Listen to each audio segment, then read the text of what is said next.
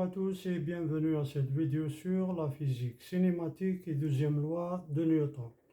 Exercice numéro 2, voiture au démarrage.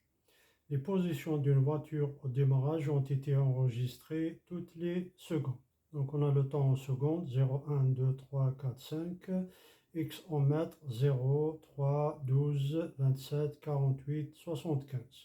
Question 1, préciser le référentiel d'étude. Deuxième question, à l'aide de la calculatrice, tracer le graphe de x en fonction de t.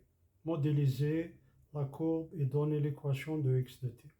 Troisième question, en déduire les équations horaires de v de t. Quatrième question, calculer les valeurs de la vitesse à chaque instant. Cinquième question, à l'aide d'une calculatrice, tracer le graphe de v en fonction de t. En déduire la nature du mouvement de la voiture. Donc pour la première question, on étudie le mouvement dans le référentiel terrestre supposé galiléen. Deuxième question, à l'aide d'une calculatrice, la modélisation donne x de t égale 3t carré. Et on obtient cette courbe à la calculatrice ou bien on utilise les valeurs de ce tableau, on obtient cette courbe. Troisième question, équation horaire v de t. On dérive x de t par rapport à t. V de t égale dx de t sur dt égale la dérivée de 3t carré qui est égale à 6t. Donc v de t égale 6 fois t.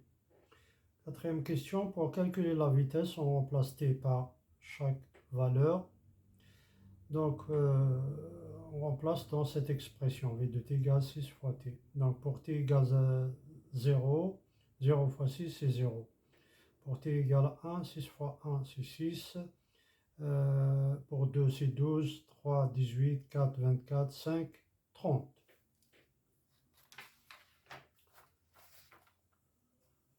Et pour le graphe de la vitesse en fonction du temps, donc à partir des valeurs du tableau, on obtient cette courbe-là. Cinquième question, le graphique qui représente v de t et la vitesse en fonction du temps, bien sûr, est une droite qui passe par l'origine du repère. Le mouvement est donc rectiligne et uniformément accéléré.